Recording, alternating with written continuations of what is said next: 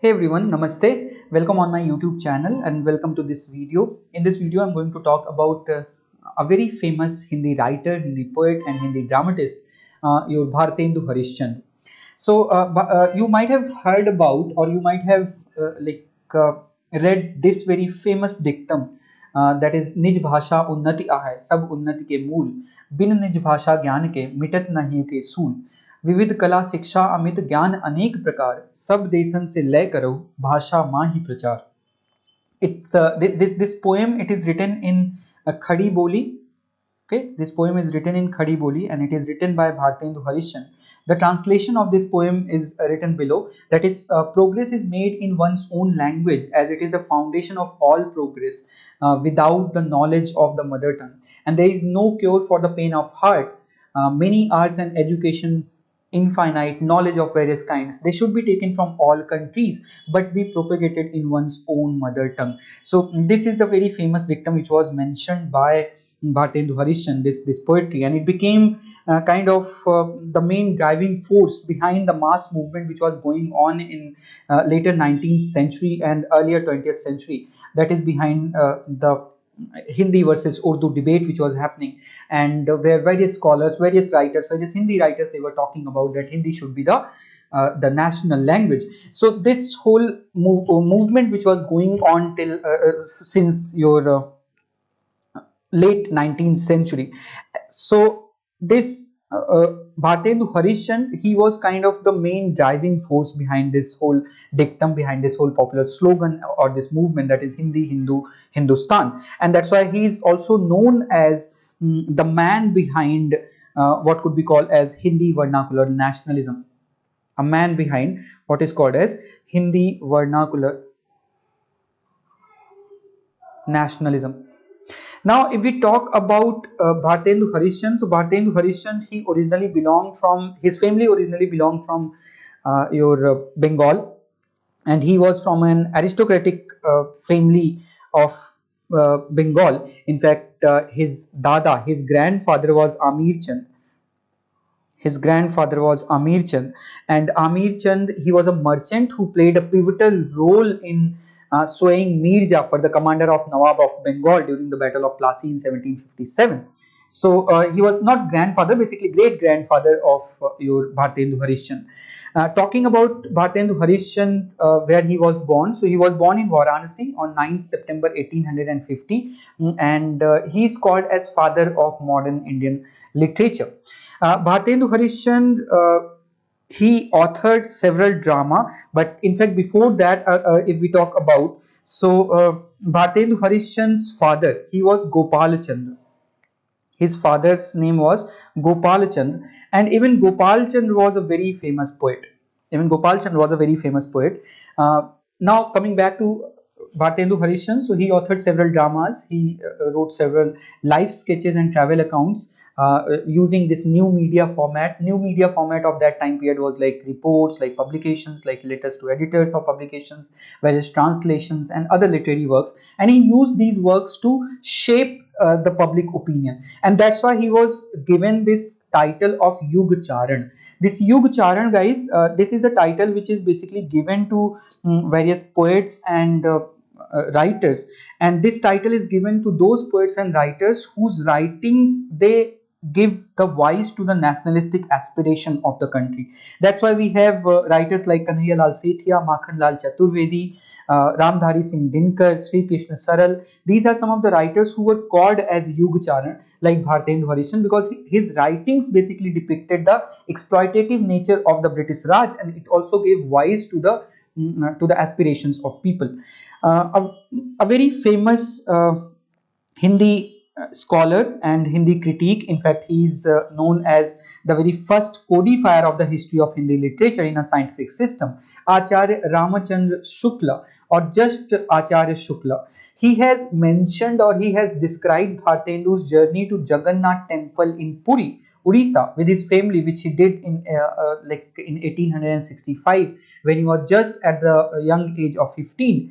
And during this trip, he was deeply moved by the Bengal Renaissance, and he also decided to bring the genres of social, historical, Puranical plays and novels into Hindi as well. And that was the reason that he translated the Bengali drama Vidya Sundar in 1868. At that point of time, he was just 18 years old. Talking about Ramchandra Shukla, so like I mentioned, Ramchandra Shukla, he was the first codifier of the history of Hindi literature in a scientific manner. He is best known for his work which he wrote in 1928. In 1928-29, the name of the work was Hindi Sahitya Ka Itihas. It's a very simple title, Hindi Sahitya Ka Itihas. Okay, Hindi Sahitya Ka Itihas, which was written by him in 1928-29, so he was known for that. And I have also mentioned about Vidya Sundar. So Vidya Sundar, it was written by a 19th century Bengali poet. The name of that poet is Sadhak Ram Prasad Sen. Sadhak Ram Prasad Sen. Please write down his name. So Ram Prasad Sen, he was a Shakta poet, Hindu Shakta poet, and of 18th century Bengal, and his bhakti poems, which was locally known as Ram Prasadi. In fact, this Ram Prasadi is still very famous in Bengal. So Ram Prasadi, they are very popular, and they usually addressed to the Hindu goddess Kali, and they were written in Bengali. So he had translated this Vidya Sundar in 1868. Harishchandra also edited various magazines like Kavi Vachan Sudha, your Harishchandra magazine, Harishchandra Patrika, Bal Bodhini. These were some of the magazines which was edited by Harishchandra. He also wrote under the pseudonym of Girdhar Das. Okay, Girdhar Das, and for that, in all these magazines, he was writing under the pseudonym of Girdhar Das. One more thing, he also used a pen name called Ras. Use the pen name called Ras or Ras. This Ras or Ras, it was the pen name which was taken up by Harishchandra in order to demonstrate the agonies of the people. So how the people are feeling, how the people are experiencing their day-to-day life, what kind of problems they are facing. All these things, it has been mentioned by him by the pseudonym, by the name which he has taken. It was Ras or Ras. Okay, moving forward, Bharatendu Harishchandra, he is called as a powerful Hindu traditionalist in North India, promoting the continuity of received tradition and self-conscious participation within the modern world. He rejected the authority of those engaged in Western learning and institutions over Hindu religious matters, and recommended that they be left to traditionally educated Hindu Brahmins only. If you remember, so this was the time period when there is this new chronology of resistance was also emerging. Sumit Sarkar, he talks about this new chronology of resistance. What is this new chronology of resistance? If you guys know, please let me know in the comment below what Sumit Sarkar meant by this new chronology of resistance. So please just let me know in the comment below, and if you don't know, then also just let me know. I'll explain it in the comment below, and I'll pin that comment. Okay, now so it was that time period, and that's why we are seeing that he was also the part of that, where he is not accepting the Western influence, the colonial influence in the Hindu religious matters, in the Indian religious matters, and that's why he was against this whole thing. He also used new media, especially publication, to shape public opinion. That's why he was called as Yugacharan. In doing so, he also contributed to the development of modern forms of Hindi language. Modern forms of Hindi language. He also used Vaishno devotionalism to define a coherent Hindu religion using the Kashi Dharma Sabha, which was started in 1860s by the Maharaja of Banaras, who belonged to your Narayan dynasty. इनके बारे में फिर कभी. But this Narayan dynasty, which became like Banaras, it became a separate princely state in your 1911. In fact, your Bharatendu Harishchandra, he was also very instrumental in this 1911 Delhi Darbar, where he took up the case of your Banaras princely state. So after 1911 only, Banaras was it became a separate princely state. Anyway, so he used this Vaishnav devotionalism to define a coherent Hindu religion using the Kashi Dharma Sabha, which was introduced in or which was established in 1816 by Maharaja of Banaras as a response to more radical Hindu reformist movements. Because Vaishnavism, why Vaishnav devotionalism? So basically, at this point of time, we see that there was also one kind of Hindu reformist movement was going on, which was very radical, which was very intolerant and assertive in nature. There he mentioned use Vaishnav devotionalism, which is very soft. Vaishnavism or devotionalism, which is very soft in nature, which talks about or which gives a lot of importance to piety, lot of importance to sweet tone, lot of importance to charity. So he used Vaishnav devotionalism to define what is this Hindu religion all about. He talked about that how tolerant this Hindu religion is actually is. Moving on, Bharatendu Harishchandra, he also used various uh,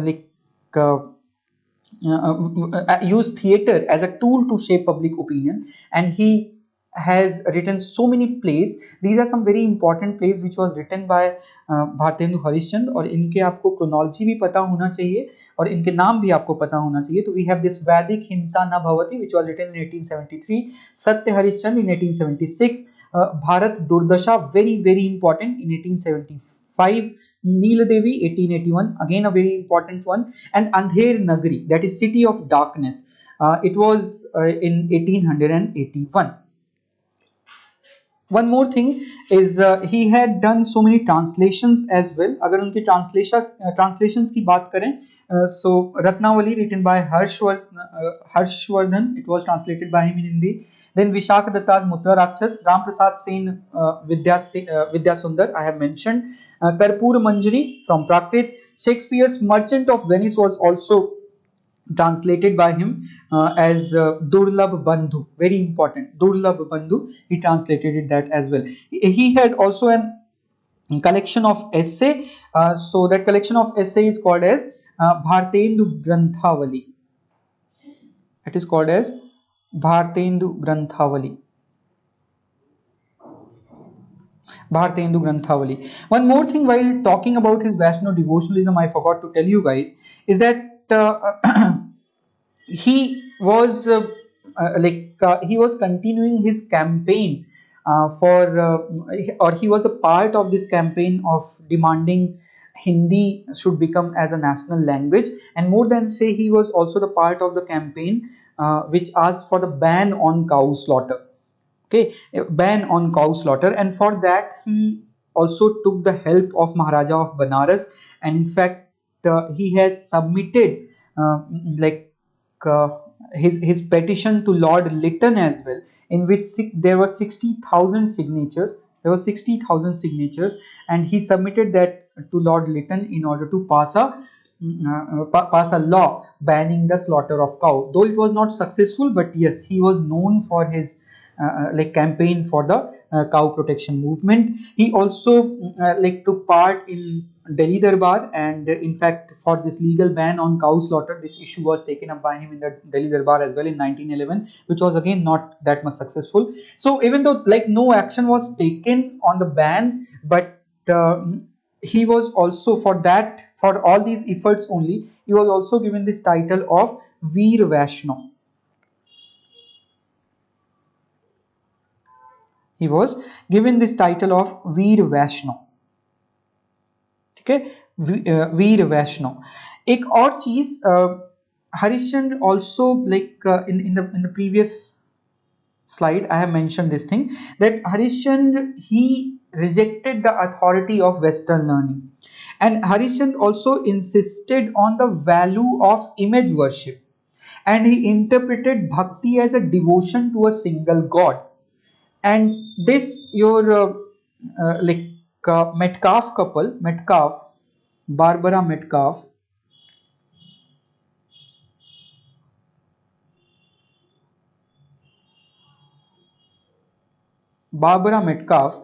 and T.R. Metcalf, Thomas R. Metcalf.